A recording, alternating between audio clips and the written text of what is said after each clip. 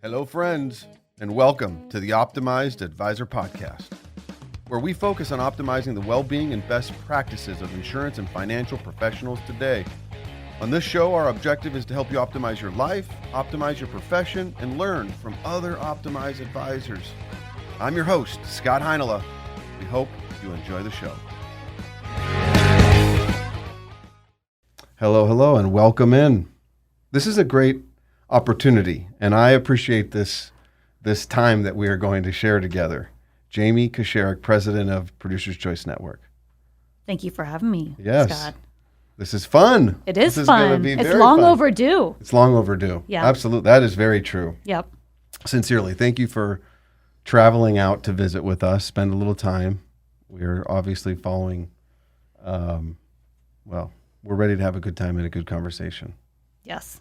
Okay, so first and foremost, tell me a little bit about yourself, your background. So we just got back from a meeting, having some lunch, having some conversation. We talked a little bit about your background. First and foremost, you are a Florida Gator through and through. Yes. Okay, and then graduated, born into this professional world with Raymond James. Yes. I started as an intern in 1998, back when I was at the University of Florida. Wow. Yeah. So it'll be 21 years this November. So how does that happen? Did they pursue you? Do you pursue them? Is this at a job fair, just part of the university? So I pursued them You back, did. and that came to be one of my very good friends' father worked at Raymond James. I was in the business undergrad degree. I couldn't tell you that I wanted to be in financial services or still what I wanted to be when I grew up, but I thought, hey, this is a great opportunity to work in an organization that's got really the off Wall Street financial services firm in St. Petersburg, Florida. And so I Just up the road. Just up the road. Yeah. So I went home for the summer and had a great internship journey there for 3 months. It worked out well because they invited me to come back in the holiday times and future summers. And so and then ultimately give me my first job coming out of college. Right out of college. How long were you an intern? So I did 3 internships and kind of rotated in a couple of different areas there. And then when I joined the firm, I really came into the compliance kind of risk management side of the business, which was great because, I really got to understand how a lot of different, when you have to apply all the rules and regs to what we do every day, you get to know a lot of how everything works, and from the front end sales side of the house all the way back to the operational aspects, because the compliance rules touch all, from before the sale to after the sale. And It never ends. It's not ending anytime soon, Yeah. that's for sure. So I spent a number of years there, and then had an opportunity to, I'd say, kind of take a sidestep, maybe even some might perceive as a back step, but I wanted to continue to grow and challenge myself and learn new things, which is just kind of part of who I am and what I enjoy. And so I wanted to be more on that front end sales side of one of our private client group businesses with bank and credit unions. Mm-hmm. So I took a role to build out some infrastructure that had my background compliance experience to kind of take that into what was effectively called sales management at the time, right? Your front line.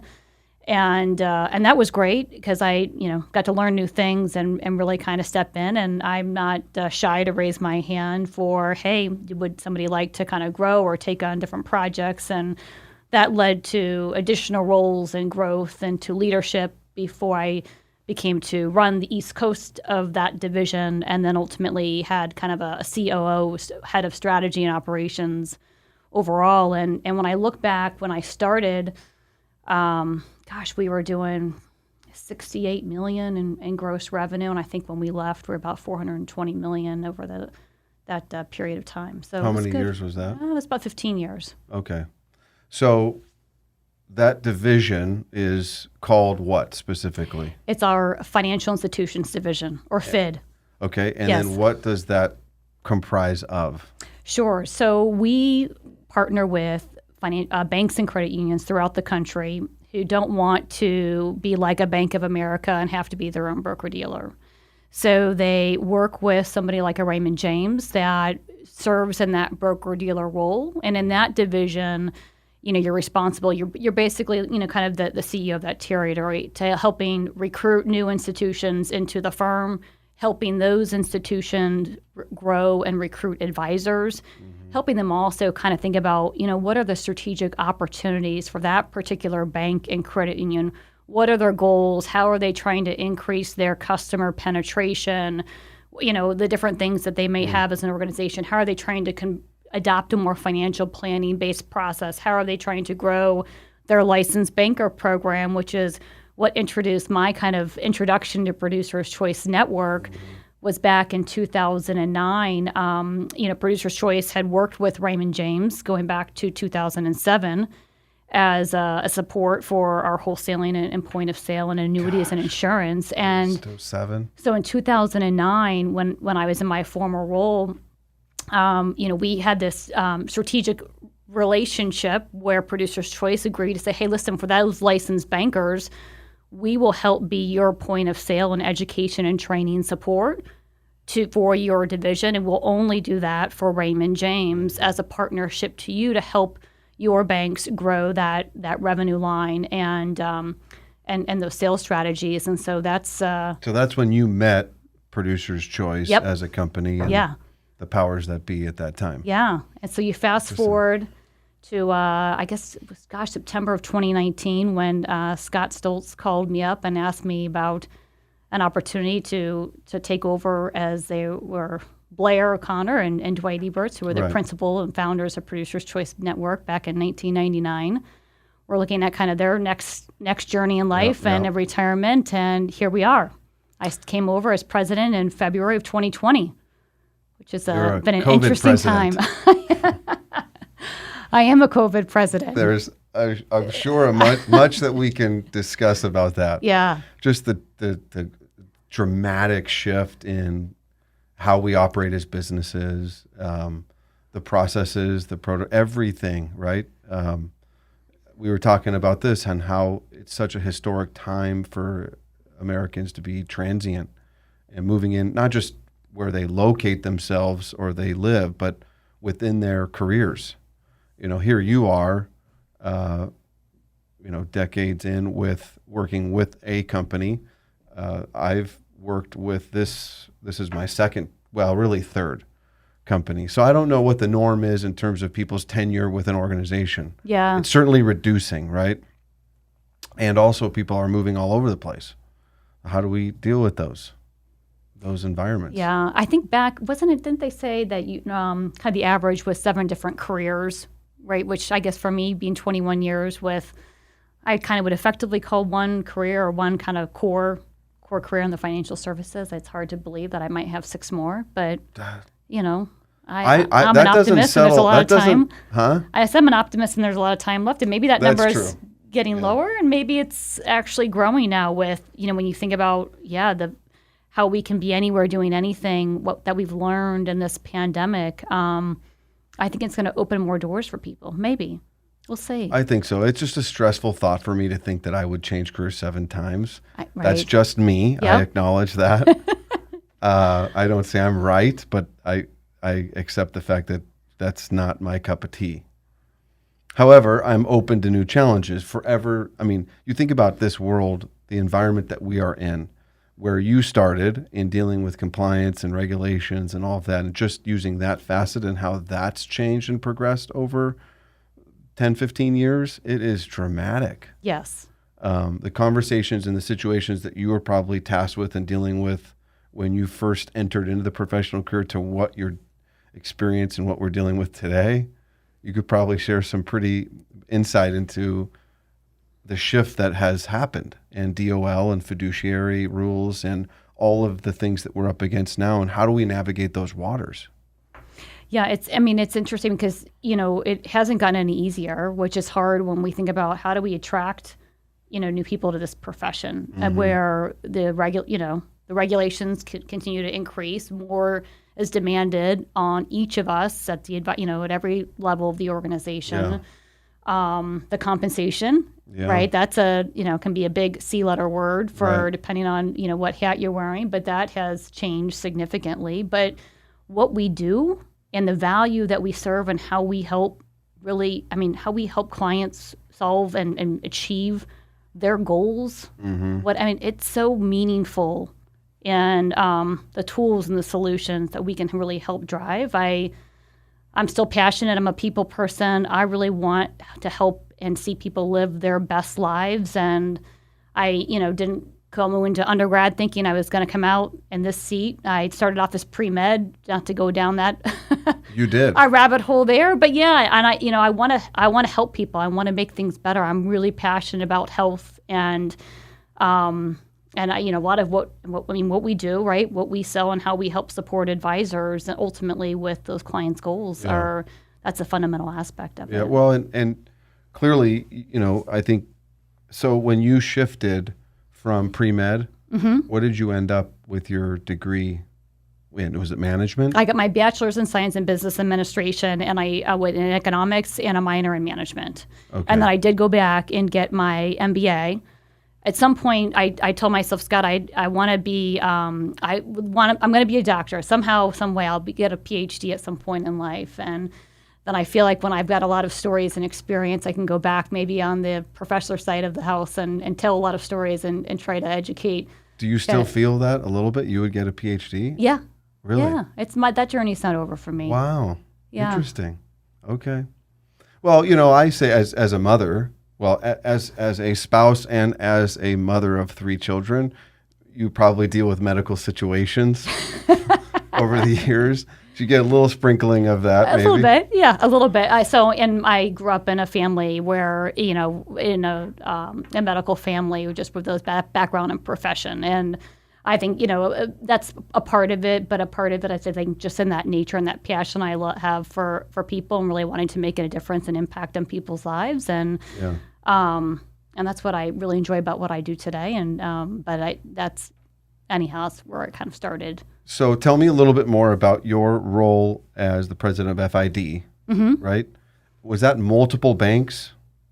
Yeah, so we worked with about 200 financial institutions. And it's interesting because the number didn't change, but the revenue and the assets grew significantly. We had the opportunity to recruit some of the largest institutions that the firm had ever recruited in the history. So that division started in 1987. Wow. And I joined in 2005. And prior to then, we'd kind of scratched the, I don't want to say scratched the surface, but we hadn't recruited any program of significant size. And then we really, I think, built out a strong team and a strong infrastructure to support financial institutions and with their growth and with their goals and what we deliver as a firm. And so it was pretty awesome to be part of that on the front end and really driving that success and the number of leadership roles that I wore across my tenure. And those firms were all across the country, or was there domiciled and was there a concentration? There's probably always a little, the Mid-Atlantic and I'd say Midwest is where we had the greatest concentration. The West Coast, not as much, but that's in the last 5 years where we've seen the most growth. Really? Yep. I mean, we are, I think, some 42 states in the Fid division. Now, of course, Raymond James, the firm, across their retail financial advisor footprint is in all 50 states. But we finally got to land a bank in Hawaii after over 8 years, after 4 trips out there. That finally came to fruition. That's an interesting one, because whenever you hire somebody to work or represent that region, it's almost like a feeling of guilt when you go to visit that account, but you are actually serving your job. And whenever you say to your coworkers or your associates, I have to go to Hawaii to visit XYZ. Oh, yeah, sure you do. Yeah.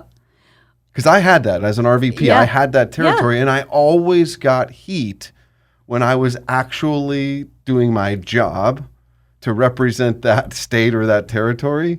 But you had to be very careful about how you went about it. It's an interesting situation. It is, going to Hawaii. and I think it's I don't think that's changed much, right? Because Right. I probably over those 4 trips, I was there for a day and a half each time. We'd fly in, we'd do meetings And for then a day out. and a half, and then we're on the red eye home. And if you've done that red eye or any red eye for 8 to 12 hours of traveling, there's It's not not a lot. good. It's not good. Even if you had one day of fun out there, it's still probably not worth what that does on your body for 100%. that, and then you put on the time change of it. But what was funny was just some of the kind of anytime with what we do is so highly relational, right? And you want to know your client and you want to have the respect and come into that with your best foot forward. And so with Hawaii organizations, right? There's kind of that you don't want to come into a meeting in a business suit. That's you're a fish out of water and not Right. trying to have a personal relationship, understanding who they are as an individual and as a corporation. And so, my male counterparts would all come in with their, Hawaiian shirts and their khaki pants, because that is kind of, What you that wear. is the suit alternative. And myself and a couple of the other women that were traveling as part of that recruiting team, we had the hardest time because there just wasn't the same type of woman, the woman counterpart to Right. the Hawaiian shirt, khaki pants. So Yeah. we figured it out, but it does, it does certainly the relational aspect of our business, and which has been interesting during this time in this pandemic and taking over as president of Producer's Choice, because so much of what we've done has been in person, right? It's that point of sale, it's that high touch, it's us having that experience and that trust and that loyalty and getting to know each other. And it's been great to leverage different types of technology and mediums in the last 18 months. But I'm sure, like many, I would speak to the fact I look forward to our next normal and getting and having the opportunities to have those in-person touch points, because as much as we've been successful in really kind of churning course and leveraging technology and tools to be effective and efficient, and not only just keeping our business moving, but growing it and supporting advisors, I think what we've lost during that is some of what you can't quantify, but it's what happens when you bring a culture and a community of associates together, where that creativity is stimulated in those in-person and non-planned interactions, and that knowledge, learning, and sharing that we get from overhearing each other, and then helping support each other's growth, and that drive that you can't foster those experiences in our current remote environment. But we're getting there. It's interesting. For me, I always, I'm very, I think, in tune with just people as individuals and honoring them as individuals. So I try to hone in very quickly of, the type of personality that the person I'm engaging with in our customers, my friends, my family, relationships. And one thing I do know in our world of financial insurance services, there is no cookie cutter type of person. These are wonderful individuals that have dramatically different backgrounds. And I would think that's no different regardless of what segment of the industry I'm in. So take, for example, if I'm in banks and credit unions, you probably have a vast cultural difference between personalities and how you manage and lead and the challenges that are associated to that. And then looking at today, and specifically as president of Producer's Choice, and you've got home office personnel in the midst of a pandemic, and also then looking at the different customers that we serve. So with that said, would you say you have a specific leadership style, and has that changed from what maybe it was within your previous tenure to how you deal with the situation we're in now? Gosh, good question. My leadership style. I'd say that first and foremost, from a leadership standpoint, I always have to lead by example. I think that's hopefully that's kind of table stakes for most Absolutely. of us. I think part of what certainly I've evolved in, as much as in this kind of post-pandemic environment, is I'd say I'm a little bit of control, competitiveness, and being able to, anticipate and plan for, what what's going to happen, how we're going to accomplish certain things. I've had to augment and adjust, and I don't know if that's so much to talk about my leadership style. It's just as me as a person, and which I think relates to running this organization. Where I just I've had to be flexible and recognize that the things that I can't control, right? We have to just pivot. Yeah, we talked a little bit about that, where it's like your style and comfort is planning, being organized, right? For example, if it's not on the calendar, for me, it never happens. Yes. And in this environment, things get on the calendar and maybe half of them fall off the calendar or get repositioned. Yes. And now you got a wrench in the gear. Right. And that's unsettling. Yeah. So how do we deal with that? You need to have that, that meeting to to go down the process to accomplish this goal. And we just, I think that affects a lot of people. It does. So, I think some part of, I have felt through this and part of how I've adapted is really on the communication because I think we can't in this environment over communicate what's happening and why, because I think it leaves people unsettled, right? Because we can't be in person, they can't be passing by to understand, okay, well, what, because when that's happening, why did that happen, right? Does that mean something? And people are kind of remote, sometimes isolated, maybe they don't have family at home, and they don't understand the impact to some of these small things that we might think of and just as a normal course of our business. Right. So, making sure that as much as I've always been, I feel a good communicator and value the transparency and making sure that our team knows what we're doing, where we're going on a day-to-day basis. But I think that the over-communicating to not take for granted some of the small things and how people might be reading into that in a way that's not productive and the negative impacts that can have. I think that's been really important during this pandemic. I think Producer's Choice as a firm, we're a very unique firm in the sense of how we're structured. And in large part, this is kudos and credit to the founders of the company and the fact that we're headquartered and housed as a hub, and that's the Producer's Choice home office. And then we have these wonderful little splinters, if you will. And our little team would be one of those. Yes. Where we kind of work as this, I would say, an entrepreneurial mascot, if you will, and representing the space and the industry that we serve, financial planners, insurance agents, and annuities, life, and LTC. But the home office has grown so much over the years. You now have how many employees that are under the roof? Is it 120 plus? We have 126. Okay. Yeah. I was close. Yeah. My point in that is it cannot be easy in the midst of this to deal with just the distractions and the challenges that the pandemic has brought, and staying focused and on task. And one of the things that I wonder in any company, this is not specific, this is across the board as a country right now, is creating a platform where managers can manage. How can they be effective always being remote or hybrid as opposed to full time? You've got definitely the challenges of just different personalities within the environment of a business. And so, what's your take on how we're handling that as a company, and then also as as a country? Where do we? So we're doing hybrid learning. Yes.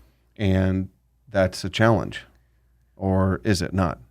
Well, it might be TBD, right? Okay. I think it's fair We're writing this script as we go along. We are writing the script as we go along. And I think one of the things that I recognize and that we all have to recognize is while we put a lot of thought and a lot of planning into it, we're going to get things wrong.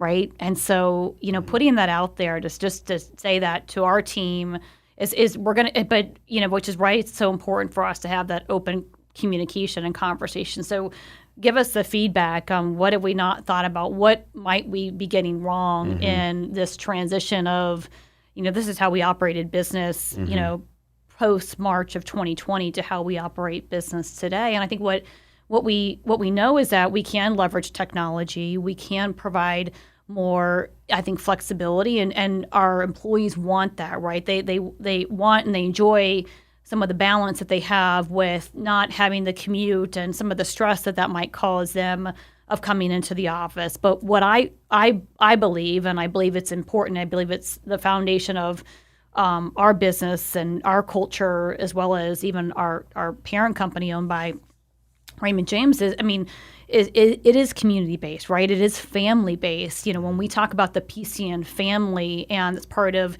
even, my tenure at the firm, which, translated to PCN, is because it does feel like it's this real culture where, we do know each other. We know about each other's lives. We're here to do something special together in this industry and to make an impact, and how we think about it and go about that.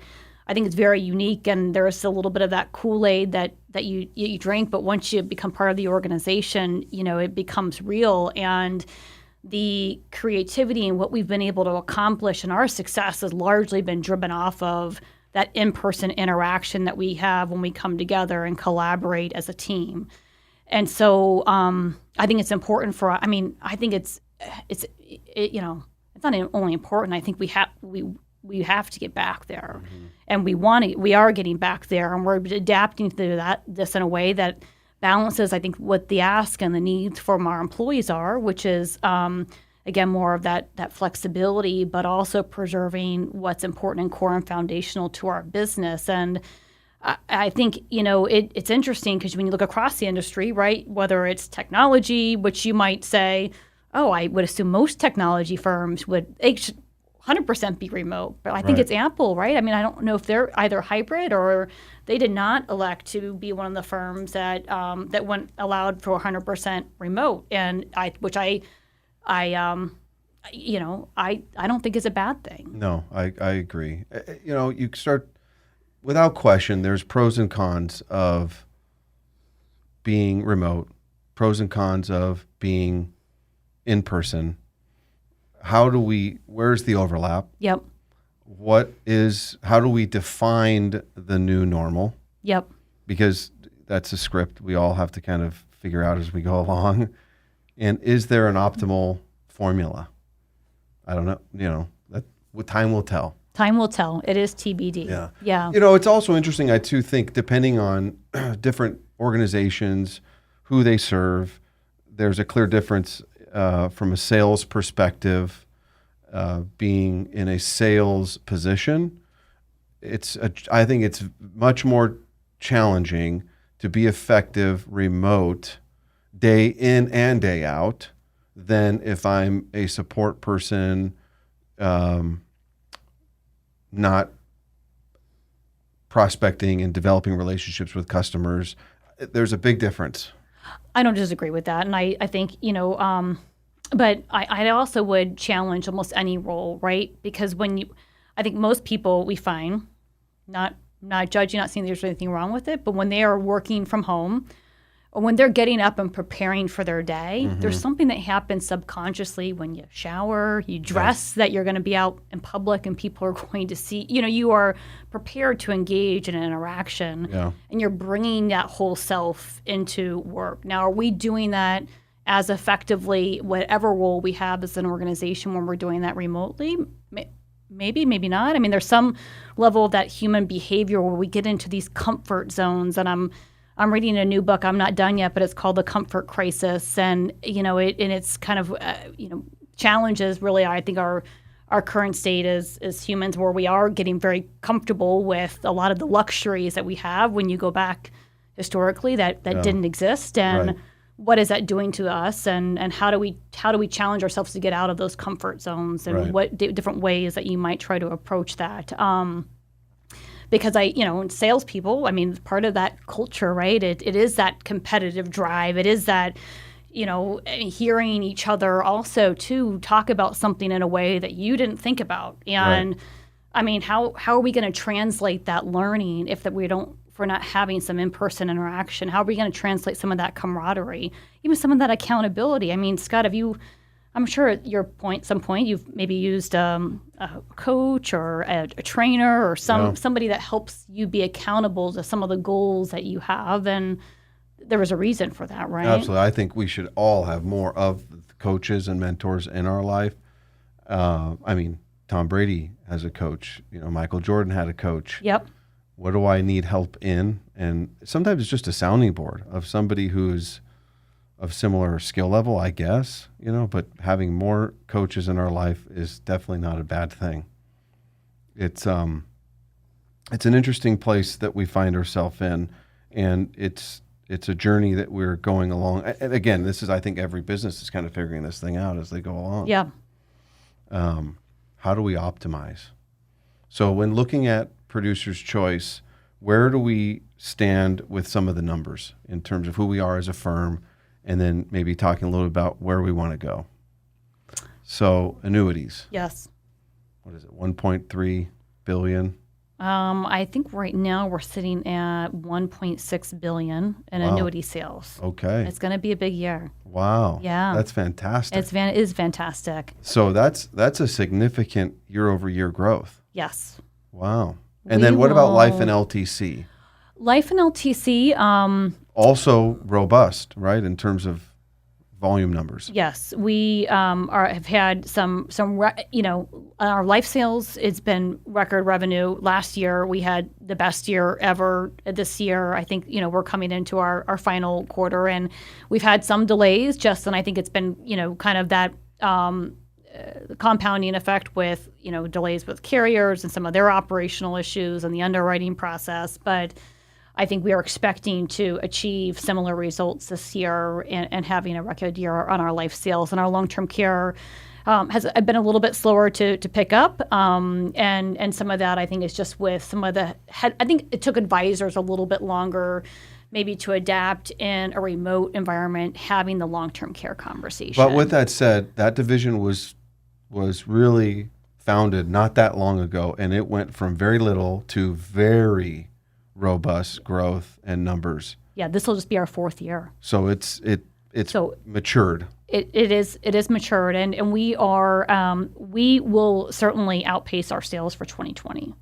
Wow. Yeah, which has been great. I mean, it's when you think back, and I sit back and I think about where we were in April of 2020, and we had a couple of days when the whole country, we were all just in the shock and awe in our lockdowns in our respective states, and I think just trying to reset of assess really with what's happening across the world.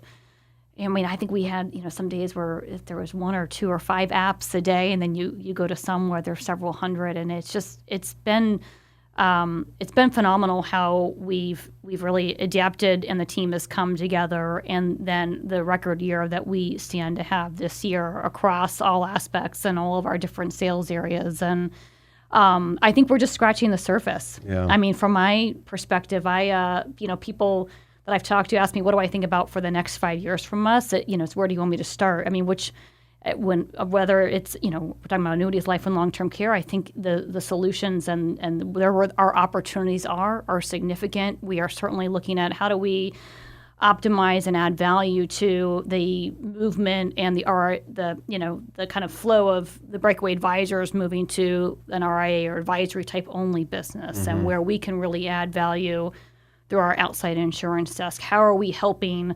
broker-dealers with their critical business issues and being a partner for them with really helping them drive the growth of those, of their organization, and add the value and solutions that they want to add for the kind of the protective planning solutions that we really support. And whether that's a bank or an independent broker-dealer, we really look to take kind of that customized approach to trying to understand, what their needs are, what they're trying to do, and then putting together the right team and marketing plan to help get them there. So it's exciting. Yeah, there's so many. Who would have ever thought insurance would be not so boring? It is right. It is a fascinating space that we find ourselves in, and it is forever changing. The thankfully, the evolution of technology is finally getting to where Right. Starting to, right? And silver lining within the pandemic, I think many organizations, many lines of business found themselves in a position, maybe begrudgingly, to dramatically accelerate technology and innovation, where they might have been on a 3 to 5 year trajectory and within 18 months had to get there. Yeah. Thankfully, insurance is finding itself in that regard. They were forced to in some ways, right? Absolutely. And I think maybe hopefully there's some lessons learned of, we can't continue down this, hey, we're going to invest, maybe focus on the product and the front end marketing. We have to be able to support and have good technology and they've been forced to, and I hope to see more of that to come as one of the positive things that have happened and that we've learned in the last 18 months. And Producer's Choice is no exception to that, right? With our implementation of, Annuity Express as an example, and Yep. Some other technologies that are available to our customer base at large, and that's a direct reflection of where technology is allowing us to place our foot and grab a hold of. Creating efficiencies and workflows is a wonderful asset. Yes. In dealing with what are very complicated and can be labor-intensive processes. Yeah. When I think about it, I think about, kind of what, my roles are integration, right? How do we help advisors integrate these solutions into their business?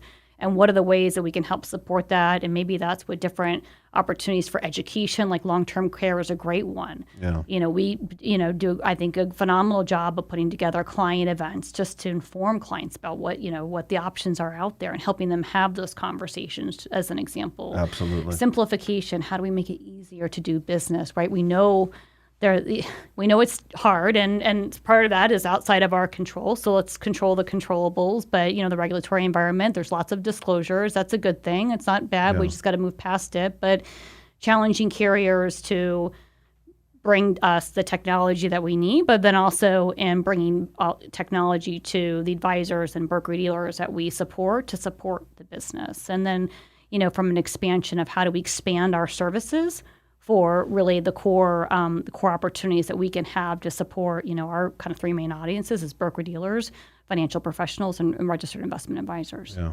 And personnel is a regular challenge right now. Finding personnel, keeping personnel. Yes. You mentioned life insurance. It's amazing to me that we had a record-breaking year in life insurance when I'm more on the front lines, let's say my experience in this. And even just getting something as simple as medical records, because the doctor's offices don't have staff, that's matriculating to every line of work at every level across this country. And how do we deal with that?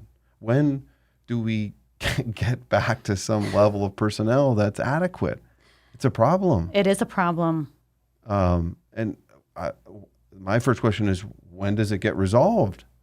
Not that anybody has a direct answer, but it's like, good gosh, this is a challenge. It is a challenge. I mean, it's a challenge in, what industry can you think? It's everywhere. It's everywhere. Everywhere. Pick it. Yeah. It's happening. So I imagine that the team is as a company, we've got spots and vacancies that we would like to fill, whether that's short-term, long-term, interns, non-interns, salaried employees, what have you. Are we seeing any light at the end of the tunnel? So, yes and no. I think it's what we are seeing applicants come in, and so the good thing I'd say is, since particularly, let's just take some of our sales opportunities. We are seeing applicants from some very competitive, peer firms. Okay. So I think the talent that we have in front of us is higher than we had historically, but we have to be very quick to respond and understand that it's a, it's not. Wouldn't liken it to kind of a shark's bath or something, but it's a highly competitive market out there, and we've got to be quick to respond to those that we believe are really right fit for us as an organization. And I think also when we look at those individuals, I think part of it, if when maybe we lose them to another financial services firm, and not to say, pass judgment on any of those organizations, but I do believe in my heart and that we have something very different at Producer's Choice and within the parent company from a cultural standpoint. So part of it is when we find that right fit or right culture, they recognize that as well through those introductory conversations, and some of the peer firms that they might be looking to go to perhaps could be short term, and then we'll have the opportunity at a second run for them. So I think we are seeing some of the light, but it's not as fast still as we would still like it to be. Yeah. And nothing ever happens fast enough. But we have we've been slow on a few of them, and I'd say that we went, oh gosh, we really missed somebody we thought would have been a good fit for that position just because we didn't, somebody got there first. Yeah. With the life insurance side of the business, has anybody in the team identified, what were some of the things that we did right that drove that? Have we identified why we had so much growth in life insurance? Is it because of the pandemic and fear of just the situation around us? Was it education surrounding our advisor network? What were some of the reasons that we experienced that? Yeah, so I think that part of our success was we were planting a lot of seeds leading up to that and building those relationships with advisors. That was part of the success that we saw in 2020 and certainly going through this year. Some part is absolutely that some things have been brought to us because it's top of mind for clients, right? Mm-hmm. You've seen a lot of different studies and surveys out there where clients are thinking about, and we also know that, most clients are either underinsured or not insured, so there's a significant opportunity, but they are looking at doing something because the pandemic has caused them to think and look at that. So that is mortality. It's impacted, and then of course, with the fear of things going away and the changes, and we've seen a lot happen from a product side and the carrier side in the last 18 months, and a lot of the guarantees that used to be there, are few and far between. And then on the positive side, I think some of the age restrictions, right? Because we saw a lot of carriers, not offer certain products at, the upper age levels, and they've and those have started to increase to open that up to some of our older clients. Which is another reason I'm fascinated so much robust growth, because it was a light switch. Certain ages we weren't taking business, and any reason to postpone a case was postponed. So that's credit to the organization for having such a milestone year in that regard, where there was a lot of headwinds at the same time. Yeah. But, we, on a monthly basis, we had a touch point with advisors in terms of that education and helping to support them. And I think, but a big part of it just goes back into the things that we were doing leading up to that and the relation and the trust that we built with the advisors that we did support.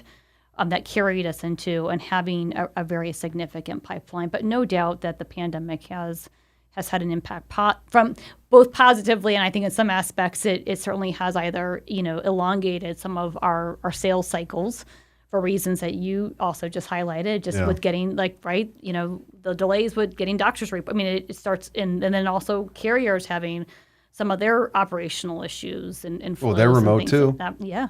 So things that were taking X number of days are 20, 30, 50% longer. Yeah. And that starts to stack up. What do you think are some of what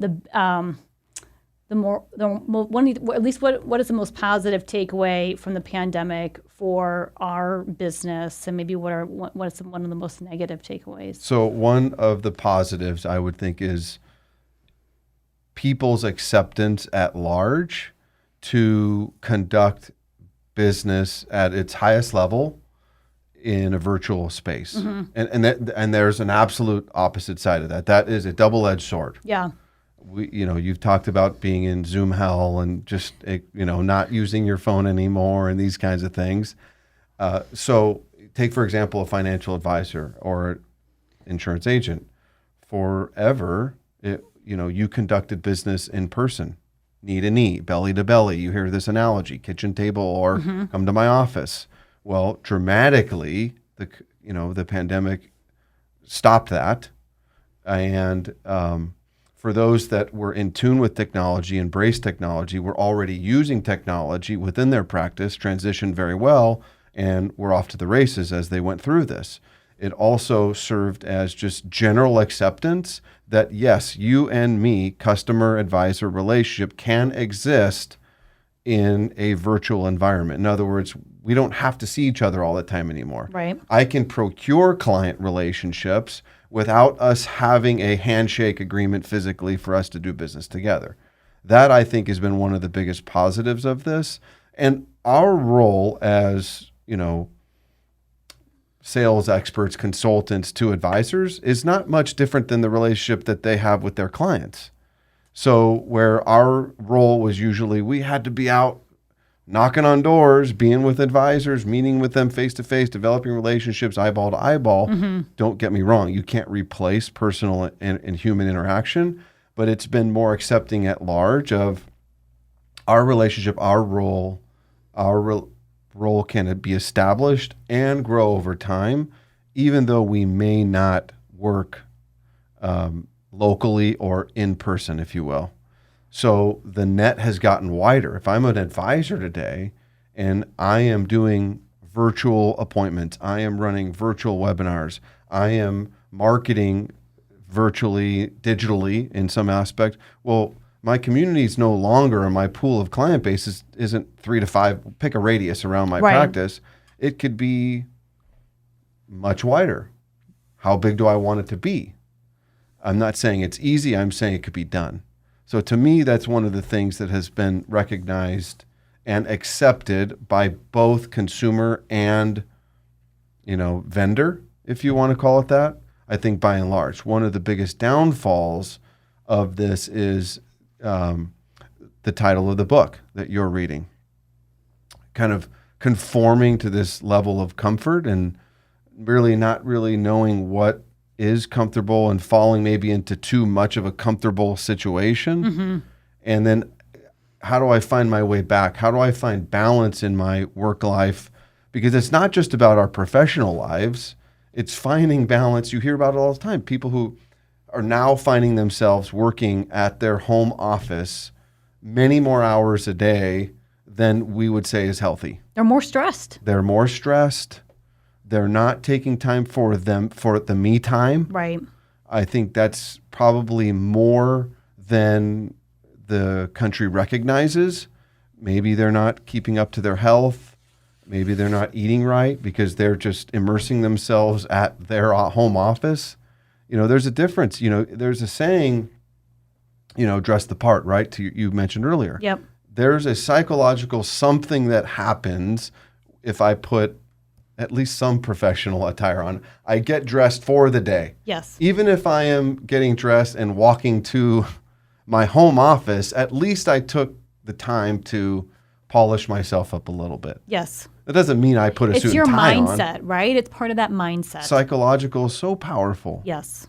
The other downside of this is just human and social isolation is a very real thing in this country. And certainly as we get older, in your working years or you have family at home, you're getting enough human interaction, I guess, to probably fill your bucket.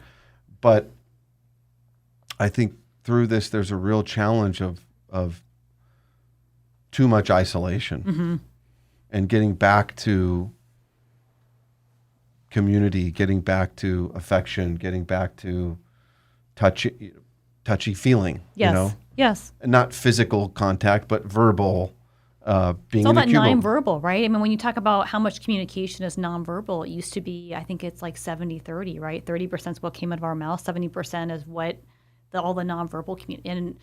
And you even think about what is that doing to our children today, or from masks and how they can read into different expressions and those nonverbal cues, or not being able to be in person, and how that might impact their learning. But I think what will also be interesting, and we won't know probably the impact for another 10 plus years, but when you think about kind of the baby boomer population and this whole generational, multi-generational, and what are advisors doing to make sure that they're working across the this is an opportunity for advisors to connect with that multi-generational family in a meaningful way and leveraging some of this technology to be able to capture those assets as they transition through when, the main spouse, dies or both spouses die, right? Right. I think the stats today are pretty sad in that 90% are going to leave. And most advisors have 55% of their business are in that retirement age, client base. Right. And so this could be impactful to a positive. Yeah. Yeah. So many things, I think, through this, you can find silver linings. Yeah. Many double-edged pros and cons, with finding a balance, finding, how to manage through certain relationships, certain environments, and, working your way through that is a situation we certainly find ourselves in. And it to say the least, it's very interesting. So I wanted to ask you a question about how financial planners as a whole, because one of the aspects I think of advisors and where they find themselves today is being less transactional. Mm-hmm. So if you go way, to the beginning of being in compliance and born into this professional career, let's just say it's 15 years ago, and I would tend that advisors were more transactional. They were specific to, I deal with investments, stocks, bonds, portfolios. I'm not necessarily a wealth planner or holistic. I'm an expert in this field and my head's down and I work with clients and this is what I do. Whereas I think more and more advisors, maybe they're forced, this is the question I have, or are they choosing to become more holistic and well-rounded and comprehensive in nature, as opposed to just anecdotally saying I am a comprehensive financial planner. Certainly life insurance sales is a direct indicator of the fact that we're seeing more holistic planning. Yeah, so and it's a good question or point of, are advisors choosing to go down that path? And I think the answer is yes. And I think with the question of, are advisors forced? And I think that answer is kind of also yes.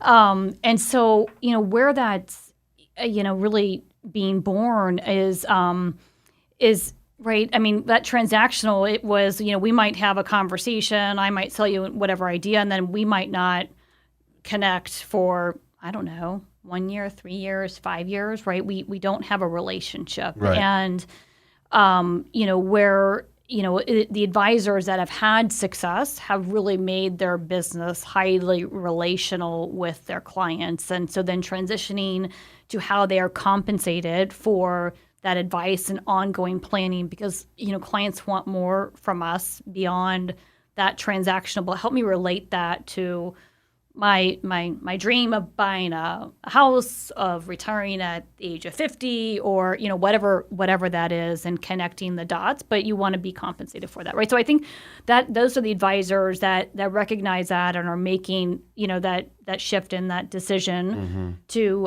But also, I think part of that component and where you impact that financial planning community, and a lot of advisors really kind of built that on that investment management, of that being the value add that they bring to a client of, hey, I can put together this great portfolio of stock, I can do all the research and build this model, and that, return is going to hopefully help you achieve that goal.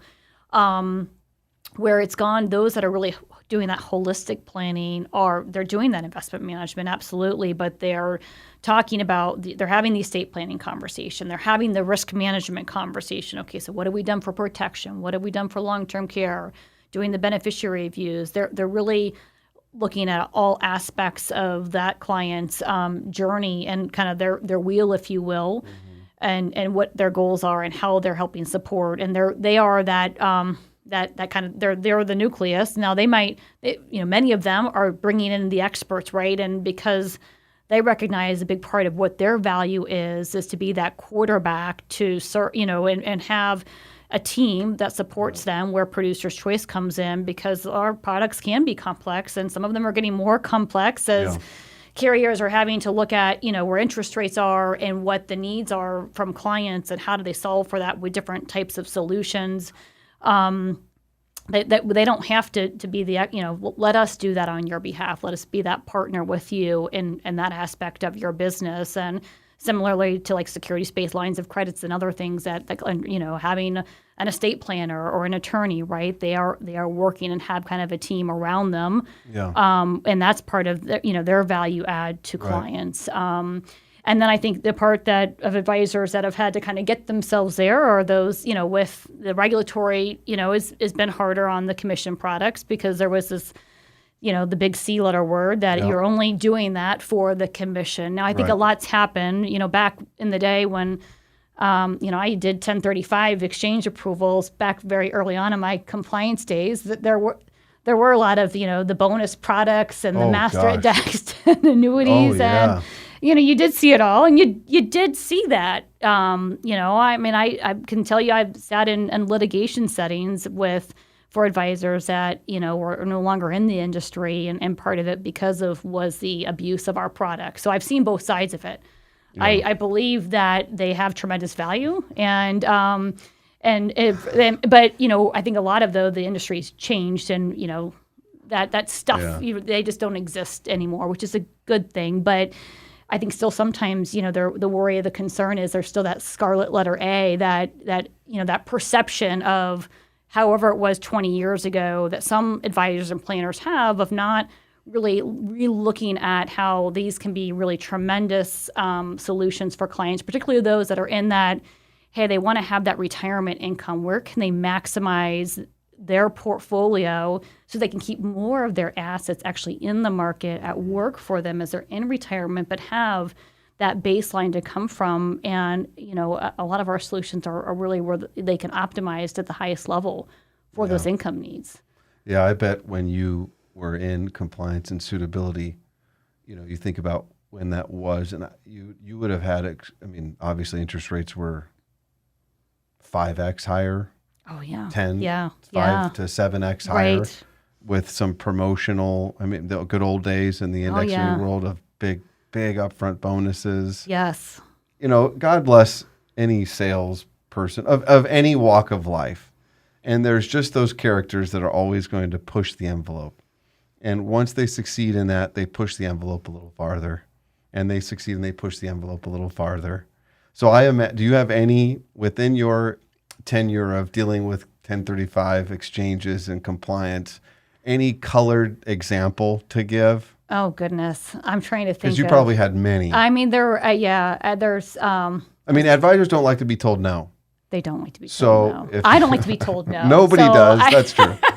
That's true. So it's not no, right? But here's the alternative solution, right? Because it can't be that your client needs every rider, like this product can't solve all things and all potential solutions. And then on top of that, we put the bonus on and an L share, and then we have to do we have to at least make X to be able to support the actual, costs of the product. Yeah. It just, you did certainly, see where, but in some ways, you can't involve.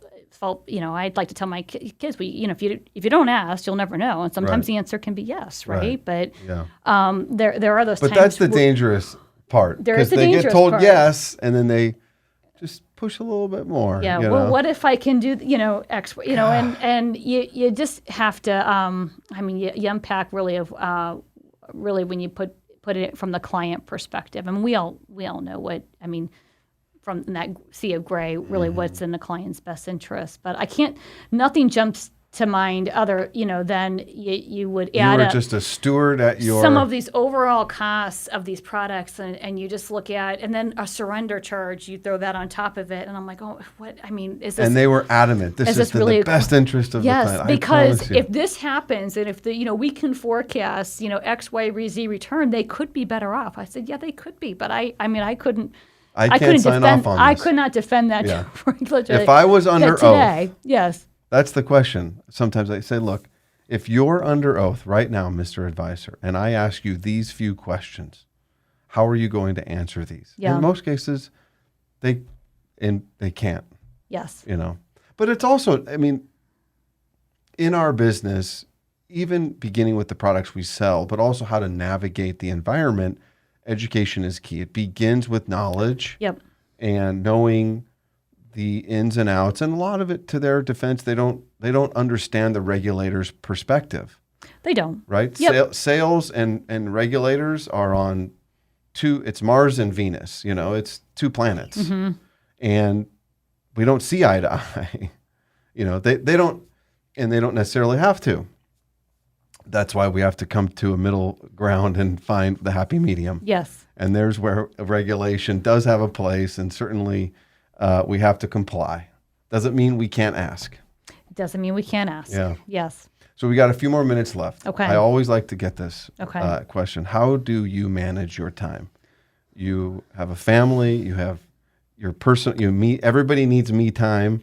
We are president of an organization. Where do we find the time to get it all done? Or can we? Do we? How do we find balance? Yeah. So that's a good one. And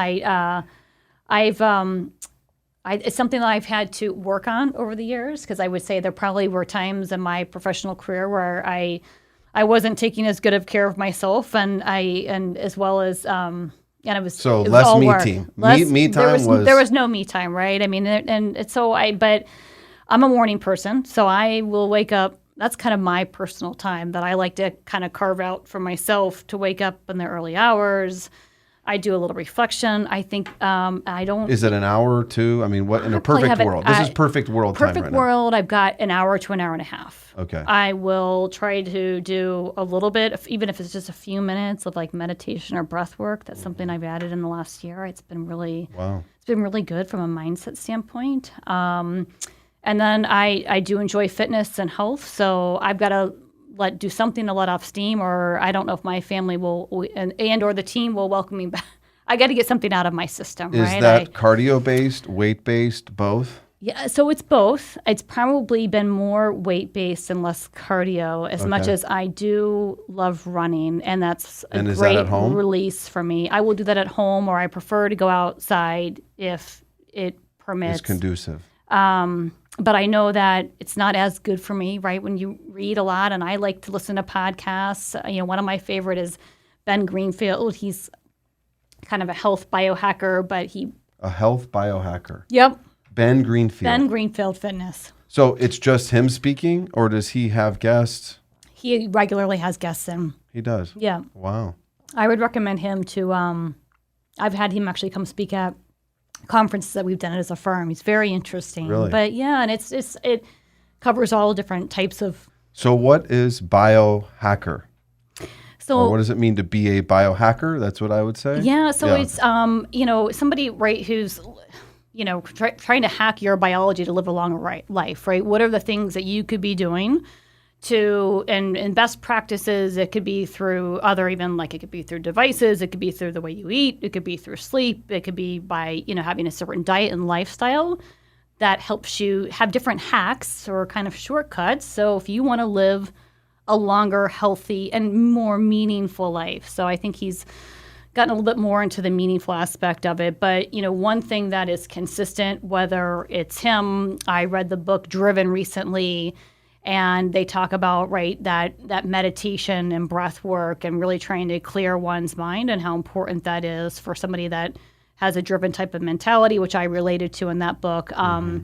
So I will try to do that during kind of some of my me time in the morning. And then the rest of my day is, in terms of how I try to balance, I take each day as it comes. The one thing I've learned I'd say I've done a better job and embraced is to give myself a little bit of grace, where, 10, 15 years ago, if you asked me if I forgot the one time that my child was supposed to bring in a white shirt today because they were doing something for some, experiment or something at school, or we forgot muffins, and, I just, it's all those little things. And I've just told myself, like, I am going to, I'm not perfect, as much as I think that we can all accomplish great things. None of us are. Mm-hmm.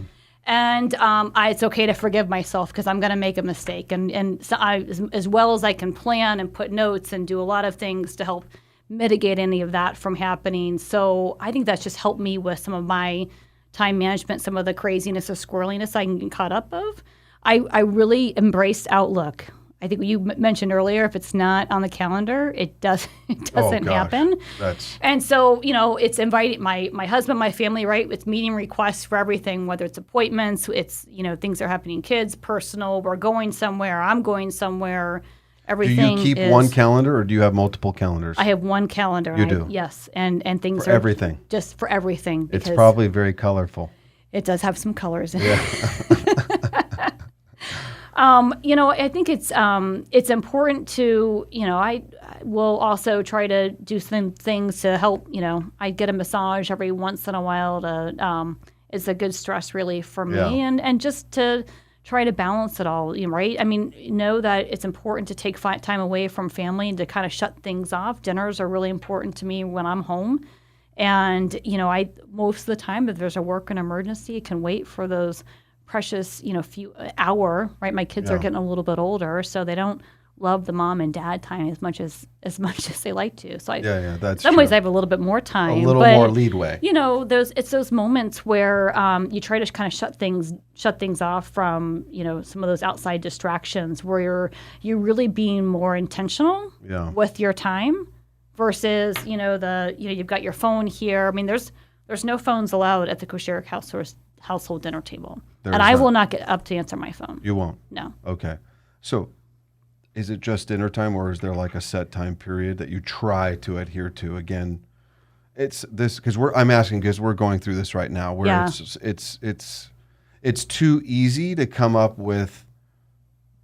It's an excuse, and there shouldn't be an excuse.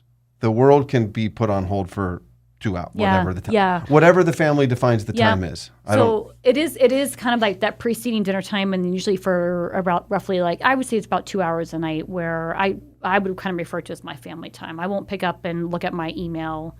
I'll wait to pick that back up, and I think that's worked, right? Yeah. I mean, if something's kind of blowing up or going off multiple times. Then I might perhaps go, maybe I should take a quick peek. Is there something just to take a look at? Is there some kind of an emergency that exists? Because usually when it is, you'll have someone kind of repeatedly try to to ping you a little bit. But I think there is no balance for a day or for a week. You just kind of it has to evolve. And I do think it's important. And how I've tried to make sure I've got that morning time and what my needs are. For my husband, we have one date night a week. We've had that for years. You have. It's changed in terms of the day of the week. The day of the week or the time. Sometimes it was we could get away for breakfast for like an hour and a half on a Saturday morning and just get caught up. And now or it could be in the not as great when it's at home. But now that our kids are older and since we've moved to Michigan, we don't have to worry about their own babysitters. At this point, we can leave them at home for a few hours without them tearing down the house, so to speak. But it's those things are important. Yeah. It's interesting how just chapters in life, and you're now in, let's call them the teenage years of your kids, where 5 years ago that was dramatically different. Yeah. So you have certainly leniencies that you didn't have as a parent, and navigating through those chapters and journey of life. It's parenting is the most magnificent, challenging, rewarding journey I've been on, and just managing all those aspects of life. It's a learning process for us all. Yeah. It's not easy. No, it's not. But I think sometimes too, but it's important, I would say, to anybody out there, even when they're in their earlier years, you still have to prioritize the time for yourself. You have to prioritize the time for your spouse or your partner. Yeah. And you can, but how that looks and evolves can be different, right? But you do need to take away that. And how do you relieve stress? Everybody needs to know how they best relieve stress and make sure that they take that time to do that. Absolutely. Whatever that is. Yep. With that, we'll end. Take time for yourself to relieve your stress and manage life as best as you humanly possibly can. Thank you very much for joining us. Thank you for having me, Scott. Until next time. All right.